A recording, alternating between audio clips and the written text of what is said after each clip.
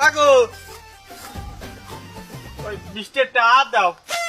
আয়ো আয়ো বাদান, তোমার লগে টাহা লই বই দিছি।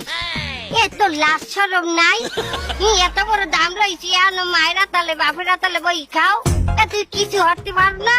এই পাশের বাড়ি যে সূর্য বাড়ির পোলাগুয়া, এই পোলাগুয়ায় কি সুন্দর একটা চাকরি পাইছে, সাহেবের না নই ছবি চলছে, অফিসে বইয়া চেয়ার টেবিলে বইয়া। হ্যাঁ, সূর্য বানুর মতো মাথা নেই না, আমি তো 5 ক্লাসে তো 3 পর্যন্ত পড়ে নাই। এই মাথারি আমার সামনে কি ডৌক দিয়ার পোলার ছবিটা দেখায়, ফেসবুকে ছবি উঠাইছে পোলায়। হ্যাঁ, আর 4 পর্যন্ত ফেল করছে, এই পোলায় চাকরি পায় তুমি পাও না। তুই কি হার ভাই? ও মা, এখন চাকরি পাইতে গেলে 15-20 লাখ টাকা লাগে।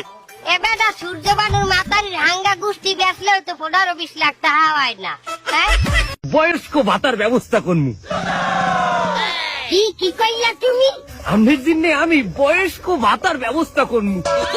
ওরে মাউয়া কয়া কেডা কমে আছো, জোতা পিছে লইয়াও। কি হইছে সবই আর মাসির লোকা? বলছো তুমি এই চেয়ারম্যানিতে খাড়াইছে, হে চেয়ারম্যানিতে জিতলে বলে আমার লইগে বয়স্ক ভাতার ব্যবস্থা করে দেবে। তোরা পাইছো কি? আমি কি মরে গেছি? এমন জিন্দা খাড়া রইছি, আমার বয়স কি কম হয়েছে নাই? তো আমার বললো কি বয়স্ক ভাতার ম্যানেজ করবি মানে?